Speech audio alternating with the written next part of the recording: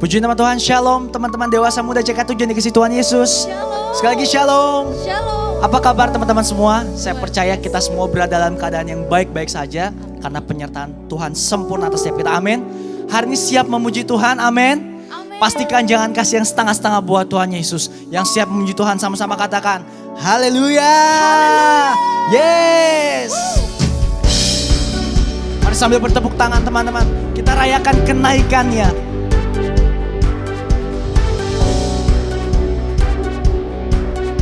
Menyatakan Kaulah Raja kami Tuhan.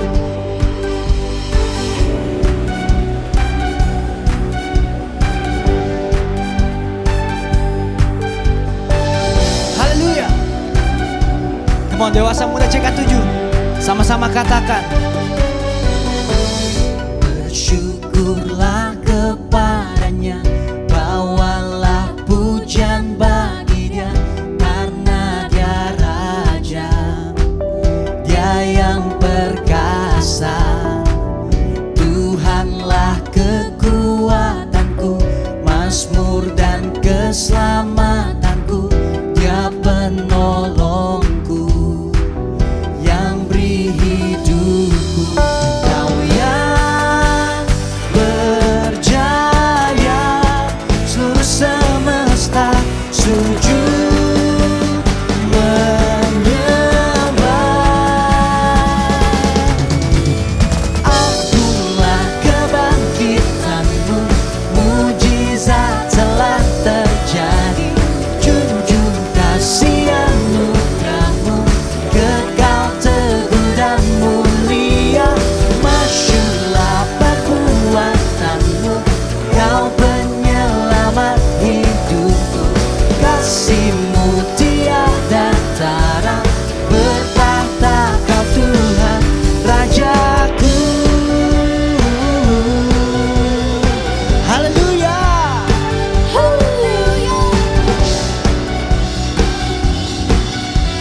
Mari bersyukur, bawa pujian bagi Dia. Bersyukurlah kepadanya, bawalah pujian bagi Dia, karena Dia Raja, Dia yang perkasa. Tuhanlah kekuatanku, mazmur dan keselamatanku. Dia penolongku, yang beri hidupku. Kau yang berjaya, seluruh semesta sujud menyembah. Come on, sama-sama buat Tuhan. Akulah kebangkitanmu, mujizat telah terjadi. Junjung kasih anugerahmu, kekal teguh dan mulia. Masyurlah perbuatanmu, Kau penyelamat hidupku. Kasih-Mu tiada tara, bertahta Kau Tuhan Raja. Akulah kebangkitanmu, mujizat telah terjadi. Junjung kasih anugerahmu, dan mulia. Masyurlah perbuatanmu, Kau penyelamat hidupku. Kasih-Mu tiada tara, bertahta Kau Tuhan Rajaku. Boleh kasih tepuk tangan yang terbaik buat Tuhan Yesus. Yes, Kaulah Tuhan kami, Kaulah Allah kami, Kaulah Raja kami yang perkasa Tuhan. Amin. Mari anak muda, kasih yang terbaik buat Tuhan hari ini. Haleluya.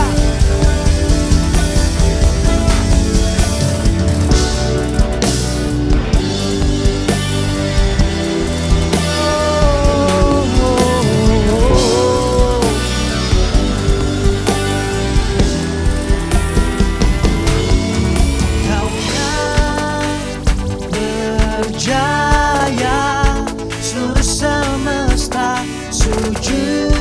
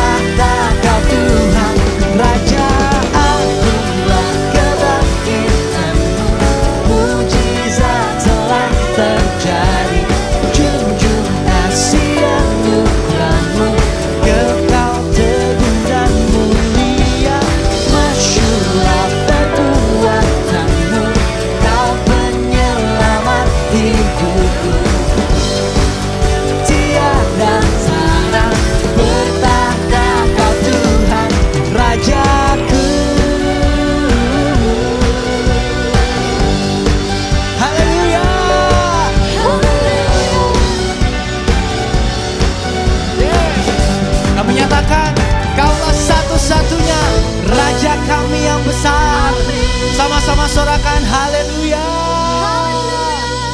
Yes. Kami mau siapkan hati kami. Kami mau menyembah Raja di atas segala raja. Nama di atas segala nama.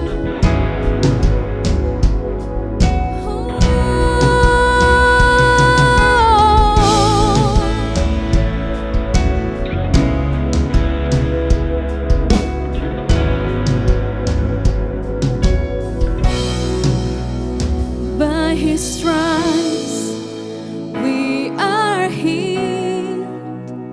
By His nail-pierced hand we're free.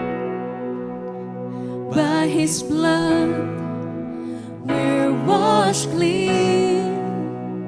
Now we have the victory. Our sin is broken. Jesus overcame it all.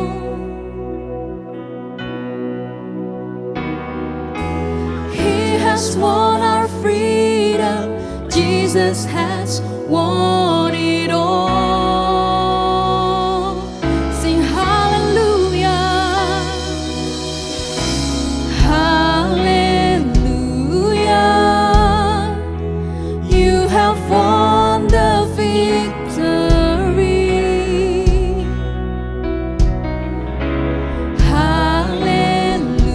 Hallelujah.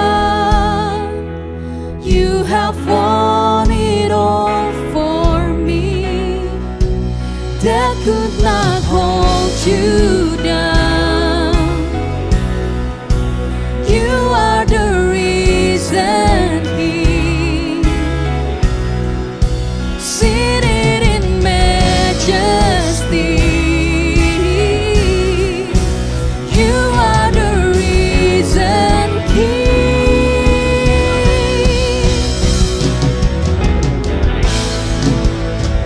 Oh, hallelujah.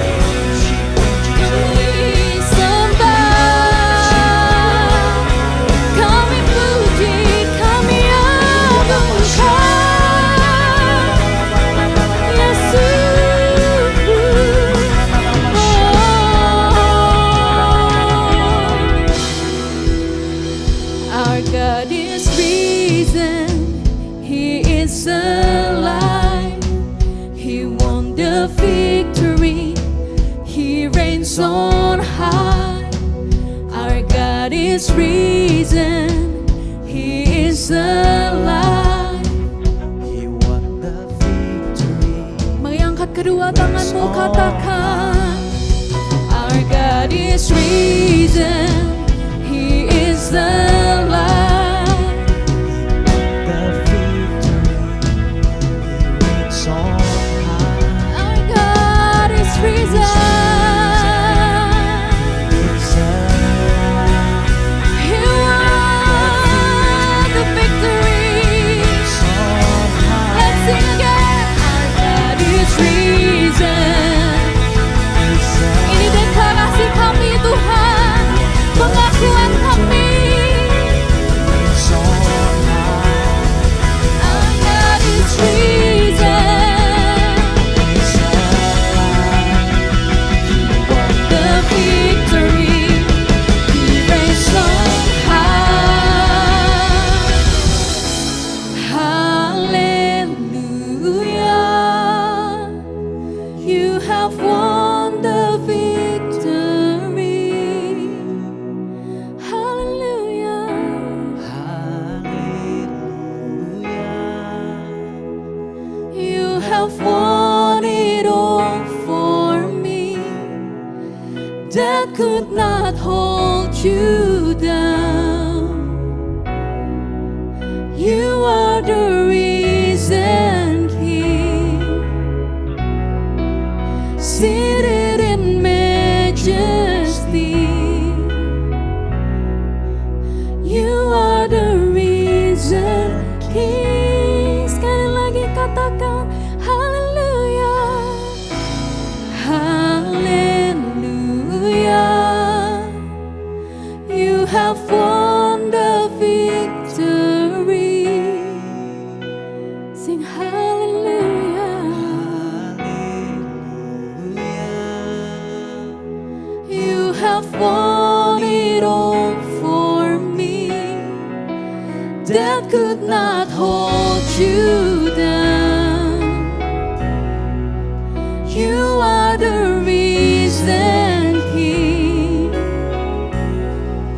seated in majesty. Katakan, You are the risen King. You are the risen King.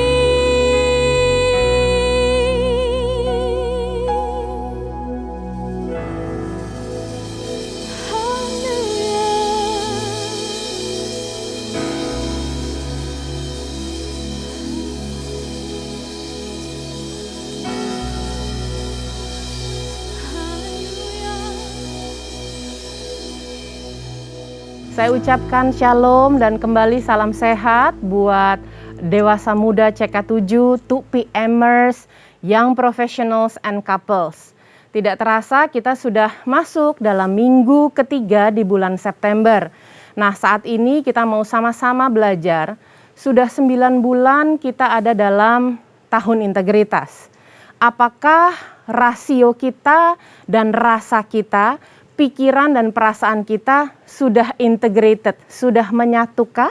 Oleh sebab itu hari ini ada satu judul yang kita sama-sama mau belajar, yaitu integrasi rasa dan rasio. Nah, kita tahu bahwa ketika pikiran kita dan ketika perasaan kita sudah menyatu, maka perkataan dan perbuatan jadi mudah untuk mengikutinya. Jadi kuncinya sebetulnya di dua ini, di rasio yaitu pikiran, di rasa yaitu perasaan. Nanti apa yang kita ucapkan dan apa yang kita perbuat akan mengikuti rasio dan rasa tersebut. Jadi kita mau belajar hari ini karena jarak terjauh di dunia itu hanya 40 cm teman-teman, yaitu jarak antara rasio dengan rasa, cuma 40 cm. Karena untuk mengintegrasi keduanya, menyatukan keduanya adalah perkara yang sulit. Nah, oleh sebab itu kita nggak bisa mengandalkan kekuatan kita sendiri. Kita harus minta pertolongan Tuhan supaya tidak seperti gambar ini. Kita yang dikendalikan rasio, kita yang dikendalikan rasa. Lalu keduanya saling tarik-tarikan. Harusnya kita yang mengendalikan rasio dan kita yang mengendalikan rasa. Sehingga kita ada dalam kontrolnya Tuhan. Oleh sebab itu kita tundukkan kepala bersama, Kita berdoa, kita minta pertolongan Tuhan. Bapa di dalam surga yang kami sembah di dalam nama Tuhan Yesus, kami bersyukur atas ibadah online Dewasa Muda CK7 hari ini untuk kami kembali diisi dengan kebenaran firman-Mu. Oleh sebab itu kami tidak akan menyia-nyiakan waktu yang ada, kami siap dibekali, kami rela ditegur, kami mau diperbaiki pada saat Engkau menyampaikan isi hati-Mu. Bapak, urapilah kami semua tanpa terkecuali di setiap rumah-rumah dan di setiap tempat ibadah yang kami pakai saat ini. Terkhusus kami minta hikmat-Mu untuk memahami bagaimana kami dapat menyatukan rasa dan rasio sehingga keduanya dapat berjalan dengan selaras, sesuai rancangan dan sesuai kehendak-Mu. Hanya di dalam nama Yesus Kristus Tuhan kami alaskan doa ini, kami mengucap syukur. Haleluya. Mari kita yang percaya sama-sama katakan amin. Nah, 2PMers, saya percaya kita semua pernah mengalami yang namanya kebingungan atau kebimbangan yang terjadi dalam kehidupan kita dan itu sebetulnya normal. Kebingungan atau kebimbangan yang terjadi karena sebetulnya secara rasa kita pingin sekali mendapatkan hal itu. Menjadi sebuah keinginan atau kerinduan hati. Tetapi secara logika, secara rasio, kita tahu hal itu bertentangan. Atau sebaliknya, pernahkah kita dalam kehidupan antara pikiran dengan perasaan itu tidak menyatu sama sekali?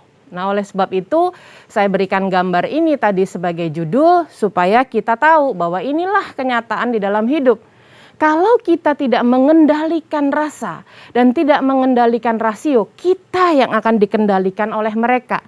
Nah, kebingungan yang biasanya terjadi terkhusus di zaman yang serba digital ini. Kita tahu kalau di zaman digital semua lebih cepat, semua lebih mudah. It's just one click away, beres. Anda mau cari apa aja sekarang tinggal diklik sampai ke depan rumah, betul? Ya. Jadi artinya di saat-saat ini itu yang namanya kebimbangan tidak lagi dipertimbangkan, tetapi langsung dipilih. Nah, ketika langsung dipilih, ujung-ujungnya akan terjadi penyesalan. Itulah sebabnya kita membutuhkan yang namanya pertimbangan. Jadi saya berikan gambar timbangan ya. Sebetulnya yang kita mau antara rasio dengan rasa bukan saling tarik-menarik. Tetapi ketika dia ada di dalam pertimbangan, dia dalam keadaan selaras. Keadaan selaras ini yang disebut sebagai seimbang. Jadi bukan adu tanding, tetapi padu sanding. Saya ulang ya. Jadi bukan adu tanding antara rasio dan rasa, tetapi padu sanding antara rasio dan rasa. Sehingga jarak 40 cm tadi tidak lagi menjadi jarak terjauh di dunia, tetapi antara rasio dengan rasa bisa bekerja sama. Nah, keseimbangan seperti gambar ini itu tidak serta-merta langsung terbentuk begitu saja. Kita perlu hikmat untuk benar-benar menyadari mana sih yang sebetulnya sering jalan duluan. Anda pernah ngalamin ya? Mana sih yang lebih sering jalan duluan gitu. Kalau memang emosi jalan di depan, logika jalannya di belakang, berarti emosi yang menguasai. Ujung-ujungnya terjadi penyesalan. Kenapa? Ada salah kata, salah tindakan, salah perbuatan, kan gitu ya. Atau justru yang sering mendahului logika. Artinya logika ada di depan, emosi ada di belakang. Pertimbangannya panjang, luar biasa. Ujung-ujungnya menyesal juga. Karena sudah kehilangan kesempatan.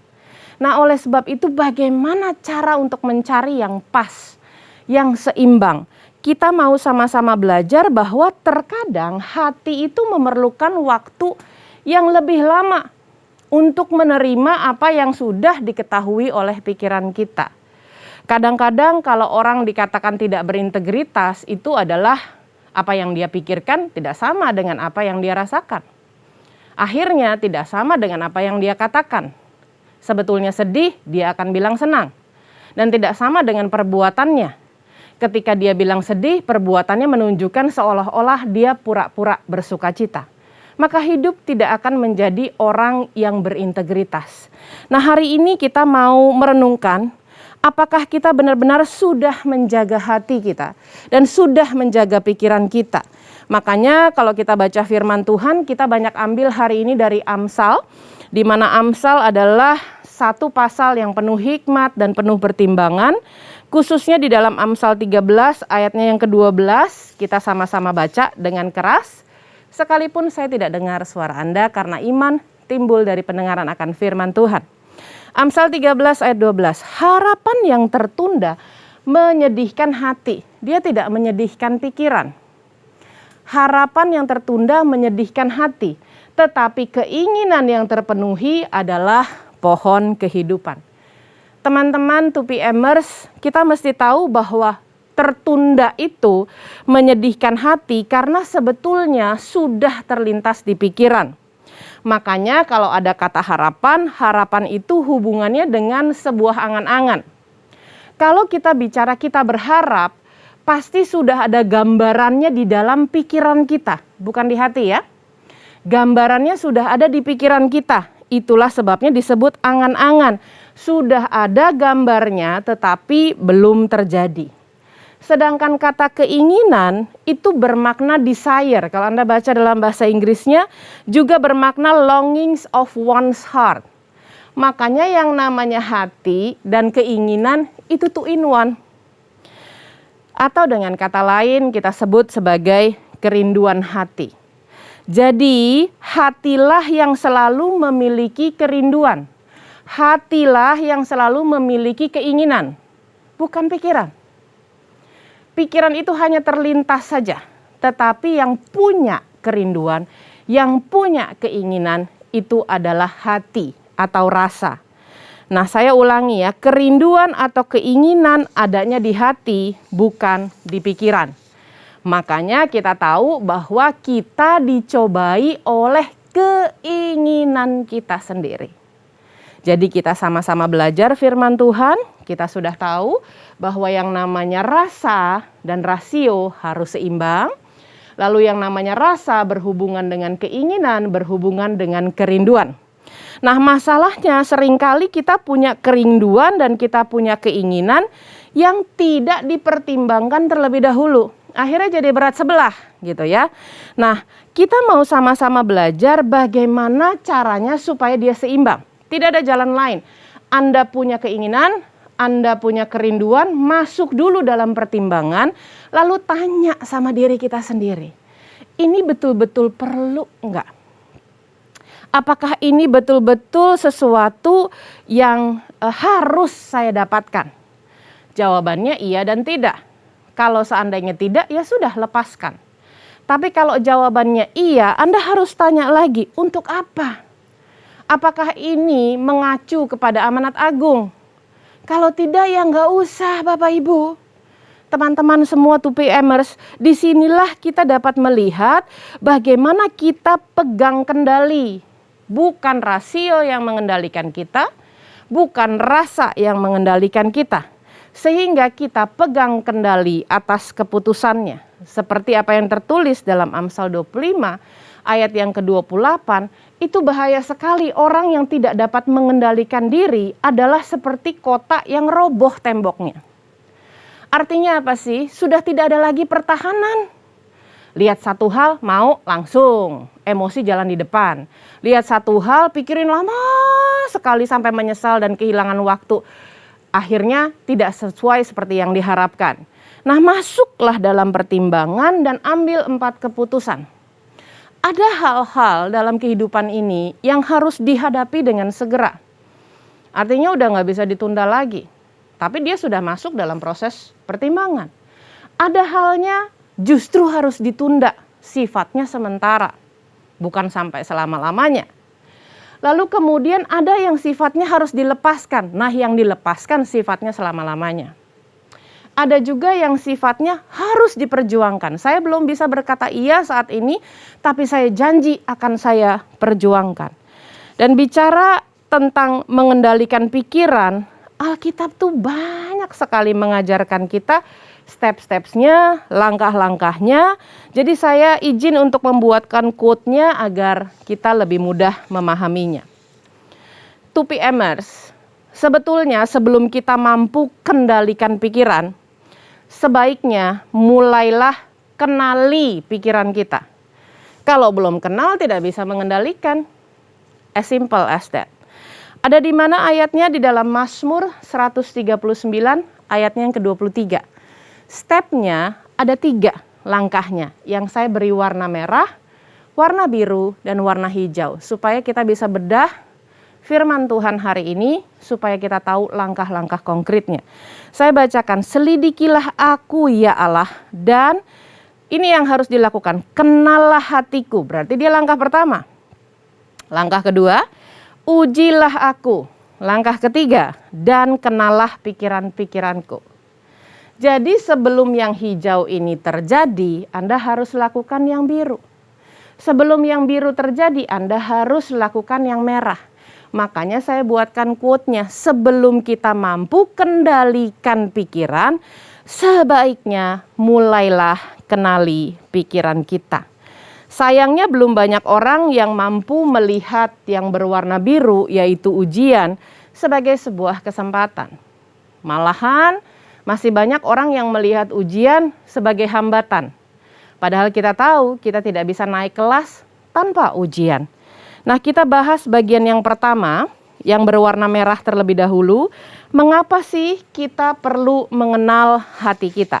Karena dalam Matius 15 ayat 19 berkata, karena dari hati timbul segala pikiran jahat. Dari yang namanya rasa timbul rasio, pikiran-pikiran jahat. Sampai sini koma dulu. Habis itu beranaklah dia pikiran jahatnya. Pembunuhan, perzinahan, percabulan, pencurian, sumpah palsu, dan hujat. Nah, makanya pernah saya sampaikan beberapa tahun lalu ya, satu judul, hati-hati dengan hati. Sebab hati adalah pusat kontrol dari segalanya. Dan kita tahu, Roh Kudus itu tinggalnya di dalam hati kita. Dalam 2 Korintus 1 ayat 21 dan 22, juga tertulis dalam Roma 5 ayat yang kelima, dikatakan Roh Kudus itu tinggal di dalam hati kita. Nah, pertanyaannya, apakah kita memberikan keleluasaan penuh kepada Roh Kudus untuk memimpin hati kita? Itu kan. Kenapa sih tidak menyatu dengan pikiran? Mungkin pikiran kita belum seperti memikirkan perkara-perkara yang di atas. Mungkin juga hati kita ini, kita tahu Roh Kudus tinggal di dalamnya, tapi kita nggak beri keleluasaan untuk Roh Kudus memimpin hidup kita. Jika kita memberikan keleluasaan tersebut, saya percaya setiap keputusan yang harus kita ambil, pasti tanya Tuhan dulu. Pasti doa dulu. Jika iya, saya percaya kita tidak akan skip baca firman Tuhan. Saya percaya kita tidak akan mau untuk, udahlah lewatin aja nih firman Tuhan yang ini. Saya percaya Anda bayar harga untuk doa pagi. Saya percaya Anda bayar harga untuk punya devotion time. Saat teduh bersama-sama dengan Tuhan. Dan jika Roh Kudus betul-betul punya keleluasaan penuh memimpin hidup kita, saya percaya Anda pasti lebih tenang ketika ada dalam situasi penuh dengan ketegangan. Jadi bahasa Inggrisnya lebih enak ya. Be mindful even if your mind is full. Yuk berjaga-jaga yuk, mindful. Sekalipun pikiran Anda sedang penuh. Apalagi buat 2PMers, new couples ya yang baru berumah tangga, punya banyak tuntutan, punya banyak kerinduan hati untuk membangun rumah tangga. Bagi Anda yang baru selesai kuliah, sedang masuk dalam pekerjaan baru atau sedang mencari pekerjaan, saya percaya ada tantangan dan tuntutan menyertai kehidupan kita. Namun ingatlah, tertulis di dalam 1 Petrus 4 ayatnya yang ke-7. Jangan pernah lupakan ini. Kita tinggal di dunia ini sementara. Kita bekerja untuk kemuliaan nama Tuhan. Kita membangun rumah tangga untuk kemuliaan nama Tuhan. Kita berinteraksi untuk membangun kemuliaan buat nama Tuhan. Kesudahan segala sesuatu sudah dekat. Karena itu kuasailah dirimu dan disuruh ini aja kok. Cuman satu disuruhnya, jadilah tenang. Karena orang yang tenang bisa berdoa. 2PMers yang saya kasihi, doa adalah harapan yang Anda sampaikan kepada Tuhan. Jadi ketika Anda sedang menyampaikan harapan kepada Tuhan, Anda bicara dari hati, keluarnya lewat perkataan, pikiran Anda sudah punya sebuah angan-angan dan harapan pasti akan terjadi, dibungkus dalam satu kata keyakinan iman. Anda bertindak sesuai dengan iman Anda, itu yang namanya integritas. Nah, ketika Anda punya doa, punya harapan, percayalah, nggak akan bisa tenang berdoa kalau Andanya masih penuh pikirannya atau mind is full. Nah, kalau kita sudah tenang, kita otomatis baru bisa ikut ujian, bukan? Rasanya kalau kita menghadapi sebuah ujian, groginya luar biasa, akhirnya hasilnya banyak salahnya. Nah, kembali saya mau ingatkan zaman sekolah onsite dulu, at least di zaman saya lah ya. Kalau kita ada satu masa ujian, biasanya di depan pagar sekolah itu digantung tulisan seperti ini. Harap tenang, ada ujian. Karena untuk masuk dalam ujian, kita perlu tenang. Untuk masuk dalam pandemi, kita perlu tenang. Saya minta kita ganti ya, ujiannya dengan kata pandemi. Karena itu jenis ujian kita semua bersama-sama. Rata, satu dunia. Harap tenang, ada pandemi. Harap tenang, ada ujian. Harap tenang, ada kebutuhan khusus. Harap tenang, ada pemenuhan keuangan yang diperlukan. Harap tenang, ada yang kurang sehat. Semuanya harap tenang. Kita baca Yesaya 30 ayat yang ke-15. Sebab beginilah firman Tuhan Allah yang Maha Kudus, Allah Israel. Dengan bertobat dan disuruh apa? Tinggal diam, kamu akan diselamatkan. Amin. Dalam tinggal tenang dan percaya. Waduh, ini kalau orang yang gerasa gerusu, orang yang melihat ujian sebagai hambatan, tidak mungkin bisa tenang dan percaya. Kalau dia tidak tenang, tidak percaya, apalagi mau berdoa. Sedangkan doa adalah harapan yang kita sampaikan kepada Tuhan. Terletak kekuatanmu. Yang penting adalah 3 kata terakhir. Tetapi kamu enggan. Nah, oleh sebab itu kita sama-sama belajar bahwa yang pertama tadi adalah kita harus benar-benar bisa mengenali hati kita. Kita tahu bahwa segala sesuatu yang terjadi di dunia ini yang ada di bawah kolong langit, Pengkhotbah 3 ayat 1 berkata itu ada masanya, ada waktunya. Berarti sifatnya adalah sangat sementara. Nah, kita baru lihat urutan yang kedua setelah kita beres dulu dengan urutan yang pertama. Kenalah hati tadi sudah ya, kita sudah baca karena hati itu dari hati timbul pikiran jahat. Sekarang kita masuk ke warna biru, yaitu ujilah aku. Aduh, ini kalau bicara ujilah aku, ini adalah bagian yang paling tidak disukai. Tetapi herannya selalu minta naik kelas, nggak fair ya? Gimana caranya bisa naik kelas kalau kita menolak ujian? Saya seringkali tekankan beberapa kali, jangan pernah takut ujian. Takutlah kalau kita tidak belajar. Teman-teman 2PMers, fase di dalam sekolah, karena tadi saya pakai analogi sekolah, fase di dalam sekolah itu cuma ada 3. Yang pertama adalah fase belajar. Sekolah kalau tidak ada belajar mengajar bukan sekolah namanya. Dan fase belajar adalah fase yang paling panjang di dalam kegiatan sekolah. Betul ya? Namanya 1 academic year. Fase yang kedua adalah fase liburan. Sekolah harus ada liburnya. Kalau enggak, stres semua anak-anaknya. Biasanya diambil per semester atau per tahun. Jadi libur kenaikan kelas, biasanya seperti itu. Setahu saya, durasinya tidak lebih panjang dari durasi belajar. Jadi yang paling panjang adalah belajar. Kalau liburan kepanjangan, orang tuanya marah karena bayar uang sekolah, ujung-ujungnya libur semua. Fase yang ketiga adalah fase ujian, betul? Di dalam sekolah, semua sekolah, apapun grade dari sekolahnya, selalu ada fase belajar, selalu ada fase liburan, selalu ada fase ujian. Fase ujian adalah fase yang terpendek. Saya tidak pernah lihat orang ujian 2 tahun gitu, nggak pernah. Ujian itu pasti sifatnya hanya beberapa hari. Break dulu, lalu lanjut untuk minggu kedua. Oke, tapi pasti tidak akan pernah lama gitu, ujian 2 bulan gitu sekolah, nggak pernah. Artinya di fase yang terpendek ini saya mau minta izin untuk mengumumkan jadwal pendeknya kepada Anda. Jadwal pendek ujian, hari dan tanggalnya tiap saat, tujuannya naik level, formatnya tidak ada esai, adanya multiple choice. Bahan ujiannya, apakah kita sudah aplikasi 9 buah roh yang ada dalam Galatia 5 ayat 22-23. Lokasi ujiannya ada di hidupmu, jadi nggak boleh nyontek. Karena kertas ujian saya dengan kertas ujian Anda berbeda. Kalau Anda contek, jawaban saya tidak akan applicable untuk kehidupan Anda. Makanya lokasinya di hidupmu. Ruangannya namanya hati. Makanya ya, yang bagian pertama yang merah itu harus kenali dulu hatinya. Kalau hatinya sudah dikenali, siap untuk diuji. Bayangkan orang yang tidak kenal hatinya, lalu kemudian mengalami ujian di hati. Ada ayatnya enggak?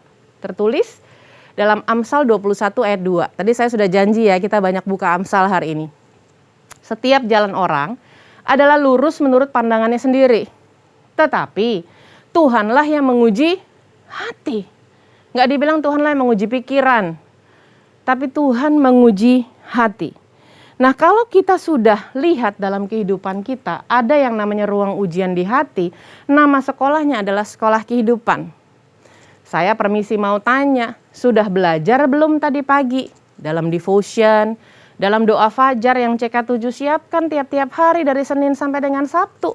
Tidak semua gereja menyediakan doa fajar tiap hari secara online. Tepat waktu lagi, nggak pernah terlambat. Karena dalam Mazmur 25 ayat 12 dikatakan demikian, siapakah orang yang takut akan Tuhan? Kepadanya Tuhan menunjukkan jalan yang harus dipilihnya. Kenapa jalan yang harus dipilihnya? Karena formatnya multiple choice, pilihan ganda. Anda harus memilih. Apakah ditunda sementara? Apakah harus benar-benar dibuang, ditinggalkan, dilepaskan? Apakah harus diperjuangkan? Dan apakah harus dihadapi? Nah, itu semua butuh pertimbangan. Kita nggak bisa mempertimbangkan atas dasar logika kita saja berdiri sendiri tanpa pertolongan Tuhan.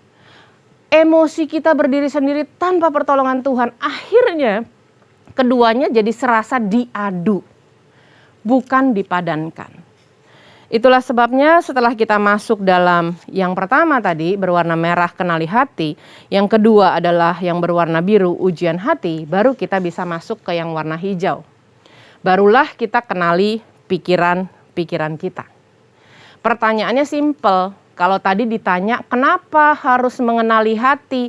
Karena dari hati timbul pikiran jahat gitu ya. Sekarang kita tanya lagi dengan pertanyaan yang sama. Kenapa harus kenali pikiran kita? Karena Frank Outlaw bilang begini. Dari pikiran itu jadi perkataan. Makanya tadi saya katakan jarak terjauh di dunia itu cuma 40 cm. Antara rasio dengan rasa. Sebetulnya kalau ini sudah integrated, sudah ada integrasi, penyatuan, nanti perkataannya akan mengikuti. Nanti perbuatannya akan mengikuti. Kita baca ya. Dari pikiran menjadi perkataan, dari perkataan jadilah perbuatan. Ya. Dari perbuatan kalau nggak dibetulin lama-lama jadi kebiasaan. Dari kebiasaan yang terus-menerus dilakukan nempel jadilah dia karakter. Dari karakter orang menyalahkan ini sudah nasib saya. Jadi bagaimana caranya untuk kita memperbaikinya? Kita harus kasih asupan makanan bagi pikiran kita yang sehat. Nah, you are what you read. Anda adalah apa yang Anda baca. Sudah habis belum baca Alkitab? Apalagi 18 bulan masa pandemi yang dulu rasanya kita nggak punya waktu karena aktivitas yang begitu padat. Sekarang kita yang sedang di rumah saja mestinya sih sudah habis lagi baca Alkitab. Ya. Nah, food for thoughts adalah istilahnya. Jadi buat saya yang namanya makanan superfood adalah Alkitab. Itu dulu nomor 1. Karena hanya inilah yang dapat menyatukan rasio dengan rasa. Saat Roh Kudus tinggal di hati. Saat kita masuk dalam pertimbangan dengan firman Tuhan, dia akan menyatu. Beda kalau Anda hanya membaca buku filosofi saja. Beda kalau Anda hanya membaca hal-hal yang umum saja, pengetahuan umum. dia tidak akan selaras. Tapi ketika Roh Kudus tinggal di hati, dia punya keleluasaan untuk mengontrol kehidupan kita. Dan kita beri keleluasaan itu dengan superfood. Makanan firman Tuhan buat rasio kita. Dia pasti akan menyatu. Jarak yang 40 cm itu bukan lagi jarak terjauh di dunia. Tapi justru jarak terdekat, menentukan perkataan, menentukan perbuatan. Nah, sekarang kenapa kita perlu, kan gitu. Orang bilang, ya saya nggak baca firman Tuhan tiap-tiap hari sih, kadang-kadang on and off gitu ya. Karena begini, pikiran dengan asupan superfood, Alkitab, asupan yang berkualitas, dia akan sanggup mensuplai keputusan yang berkualitas di tengah ujian. Itulah sebabnya, waktu kita membangun pikiran kita dengan yang sangat dibutuhkan, yaitu firman Tuhan, we are good to go. Kita akan aman berjalan sekalipun ada tantangan zaman. Teman-teman 2PMers, setelah kita bangun ini, kita baru membangun kapasitas yang lain. Jangan dibolak-balik ya. Kita bangun dulu hubungan intim kita dengan Tuhan. Rasio kita diisi dengan firman Tuhan. Di hati kita ada Roh Kudus yang tinggal dengan keleluasaan untuk memimpin kehidupan kita. Ketika dia sudah menyatu, Anda boleh membangun kapasitas lain. Kapasitas lain yang diperlukan saat ini menurut saya ada 5. Capacity building yang pertama, di zaman era digital ini, yang pertama adalah computer literacy. Anda nggak bisa lagi gaptek hari-hari ini. Anda harus memahami dengan coding, dengan data, dan lain-lain. Nah, oleh sebab itu, di era yang hyper connected society, masyarakat yang selalu terhubung dengan internet, kita benar-benar harus punya computer literacy. Ada nggak ayat Alkitab yang bisa mendukung kita untuk hal itu? Ada, di Kisah 13 ayat yang 36 kita belajar dari Daud. Dikatakan Daud melakukan kehendak Allah pada zamannya. Gina melakukan kehendak Allah pada zamannya. Anda melakukan kehendak Allah pada zamannya. Yang kedua, capacity building yang perlu dilakukan adalah kapasitas interpretasi. Karena kita disiram dengan begitu banyak data, big data, ya kita tahu istilah itu. Bagaimana caranya menginterpretasi data yang begitu banyak menjadi sebuah informasi? Bagaimana setelah informasi itu kita terima, kita ubah menjadi pengetahuan atau knowledge. Dan pengetahuan atau knowledge kita tarik sarinya menjadi wisdom atau hikmat. Oleh sebab itu kita butuh kapasitas interpretasi. Contohnya siapa sih di Alkitab? Contohnya bukan Daniel ya, Yusuf. Bapak Ibu tahu di dalam Kejadian 41 ayat 45 Yusuf, dia sanggup menerjemahkan mimpi raja. Kan gitu ya. Jadi kita tahu kita punya banyak sekali contoh dalam tokoh-tokoh Alkitab. Yang ketiga adalah kapasitas delegasi. Hari-hari ini dengan social distancing, dengan physical distancing, nggak semua harus Anda yang lakukan. Anda perlu kapasitas delegasi. Dan bicara tentang delegasi, ayo belajar di Ulangan 1 ayat 38, Musa yang menuntun keluar bangsa Israel, Yosua yang menuntun masuk ke tanah Kanaan. Ini adalah kapasitas delegasi. Nah, kalau kita sudah punya 1, 2, 3 kapasitas ini, jangan lupa sama yang namanya kapasitas koordinasi. Kapasitas koordinasi saya suka ambil dari kisahnya Yosafat. Raja Yehuda, ahli perang. Luar biasa sekali ya. Kalau Anda baca full satu perikop, 2 Tawarikh 20, Anda lihat bahwa Yosafat segitu jago strategi perang saja. Ketika dia ada serangan dari 3 musuhnya, dia tetap datang loh ke Tuhan. Lalu kemudian dia dengar atas nasihat dari seorang nabi dan dia mulai lakukan koordinasi yang tidak biasa. Koordinasi yang tidak biasa bentuknya gimana? Kaum Lewi, pujian dan penyembahan ditaruh di baris paling depan. Bayangkan Bapak Ibu, bayangkan 2PMers kalau perang itu di depan puji-pujian dan penyembahan. Itu sebetulnya rasanya kalau lihat dengan kacamata manusia adalah sesuatu yang merupakan kebodohan ya. Aduh, ini mati bunuh diri namanya. Tetapi apa yang dilakukan itulah yang menyebabkan kemenangan sampai Yosafat harus mengumpulkan jarahan perang, ya hadiah perang, itu sampai 3 hari karena dari 3 musuhnya. Itulah sebabnya saya mau kita sama-sama bangun kapasitas koordinasi dan yang terakhir kapasitas sosialisasi. Kapasitas sosialisasi saya tidak ambil dari tokoh Alkitab Yusuf, Daud, Yosafat, dan Yosua. Tapi saya serahkan kepada kita semua, kepada Anda, generasi Yeremia. Kapasitas sosialisasi dengan sosial media yang Anda miliki, tolong semuanya tarik ke Pentakosta ketiga. Amanat agung benar-benar terjadi lewat kehidupan kita karena apa yang kita sampaikan dalam bentuk ketikan, dalam bentuk infografik, dalam bentuk apa yang kita tayangkan, itu semua memuliakan nama Tuhan. Kalau kita sudah belajar 3 step tadi, barulah kita bisa masuk menyimpulkan, kita bisa mengendalikan pikiran yang berwarna ungu di sana. Nah, oleh sebab itu kita tahu bahwa sekalipun kita belum bisa mengendalikan keadaan pandemi, tapi ingat, kita masih bisa mengendalikan rasio atau pikiran kita dalam menjalankan kehidupan kita di tengah pandemi. Karena kalau kita tidak mampu mengendalikan pikiran kita, yang terjadi adalah kita menjadi pribadi yang mudah bimbang. Kalau kita mudah bimbang, kita tidak bisa melakukan pertimbangan. Jadi saya mau tutup di sini, kita belajar dari timbangan sekali lagi ya. Ini namanya timbangan ayam-ayaman, ya. Kalau orang tanya, Gina ayamnya di mana? Di sini, ya. Jadi dia harus melihat keseimbangannya dari paruh ayamnya, bukan timbangan digital. Kalau Anda isi di sana dengan pekerjaan yang saya sebut labora, tolong seimbangkan dengan besi yang namanya ora. Anda seimbangkan dengan doa.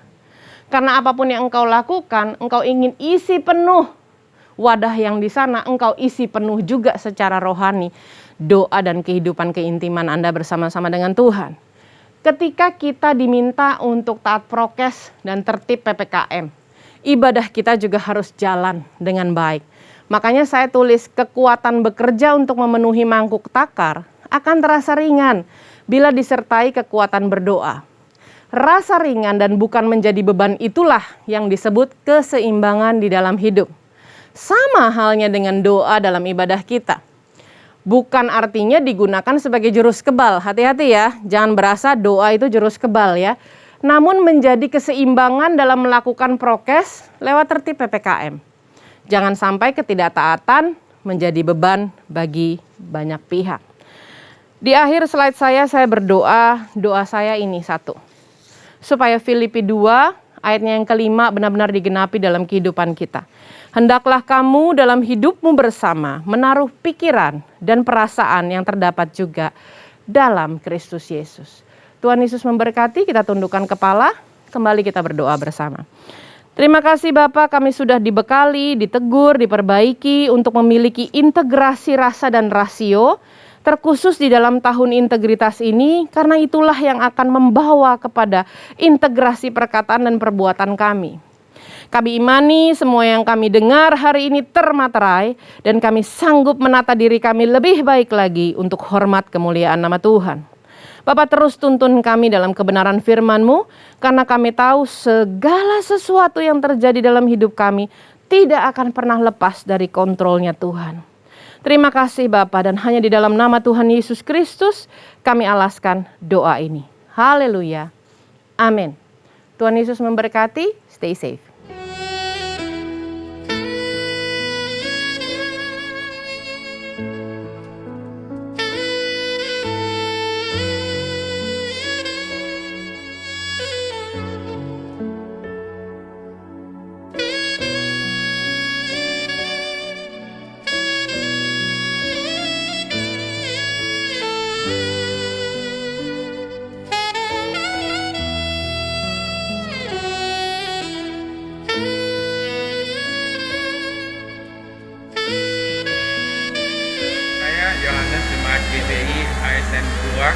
Mengucapkan terima kasih kepada Gembala GBI CK7 Bapak Dr. Yanto Simpo Putra atas pakai sembahonnya. Tuhan Yesus memberkati Bapak Gembala dan GBI CK7. Amin.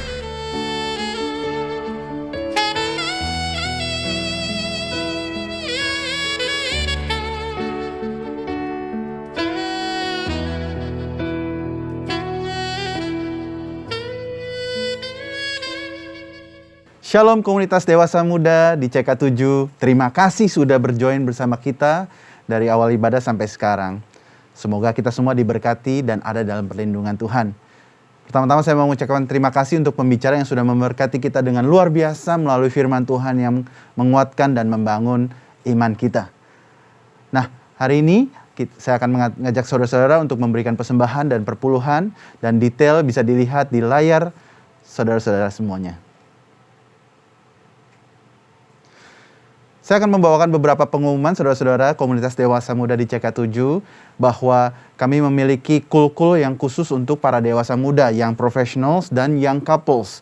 Ya, di GBI PRJ dan juga di GBI HCR ada kul-kul yang menjadi wadah untuk para yang professionals dan yang couples. Silahkan hubungi DM kami at 2pm_GBI PRJ dan at U-turn_GBI HCR. Saudara-saudara, perlu saya highlight bahwa di GBI PRJ kita sudah mempunyai kul yang khusus untuk pasangan muda yang memiliki bayi-bayi yang sungguh menggemaskan. Ya, seringkali kami overtime dalam pertemuan kul kami karena kita membahas tentang segala macam dinamika yang terjadi di dalam kehidupan pasangan muda yang baru mempunyai anak. Silakan tune in dan bisa hubungi di Instagram kami. Dan juga ada kul-kul yang professionals yang begitu dinamis sehingga bisa memberkati kita dan menjadi wadah buat kita mempunyai interaksi yang baik dengan sesama pencari dan pengasih Tuhan Yesus. Tiba saatnya kita akan bersatu dalam doa dan kiranya kita semua tundukkan kepala dan kita berdoa untuk bangsa dan negara kita. Tuhan Yesus, kami mengucap syukur untuk hari ini. Kami berdoa Tuhan, kami mau bawakan bangsa Indonesia ke hadapan Tuhan. Kami berdoa Tuhan, kami mau ucapkan shalom atas negeri ini yang kami cintai. Kami berdoa Tuhan, supaya Tuhan Kau boleh halau semua Tuhan virus dan semua segala macam permasalahan yang ada di negeri ini. Biar kiranya Tuhan, berkat Tuhan boleh menaungi negara ini. Kami juga berdoa untuk Presiden Jokowi, Wakil Presiden dan seluruh jajaran pemimpin yang membuat keputusan atas negara dan rakyat Indonesia. Biar kiranya Tuhan takut akan Tuhan dan kasih kepada sesama manusia boleh ada di dalam setiap pertimbangan mereka dalam membuat keputusan. Tidak lupa kami berdoa juga untuk gereja kami Tuhan, GBI PRJ Group CK7. Kami berdoa, kami mau mengucapkan berkat untuk Pak Niko sebagai senior pastor dan juga Dr. Yanto dan semua pemimpin-pemimpin kami Tuhan yang sudah begitu luar biasa menabur benih rohani di dalam kehidupan kami.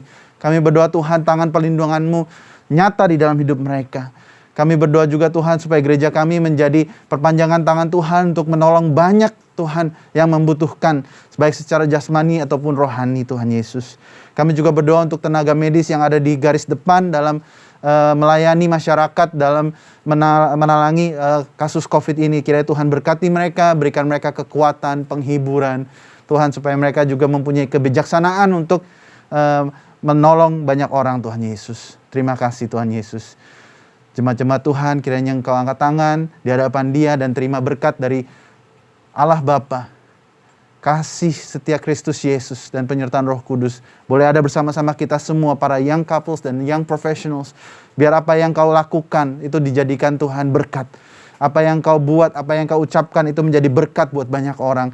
Biar kiranya jalan-jalan kehidupan kita, keseharian kita boleh mencerminkan dan membuat namanya dimuliakan. Terima kasih Tuhan, di dalam nama Yesus. Amin.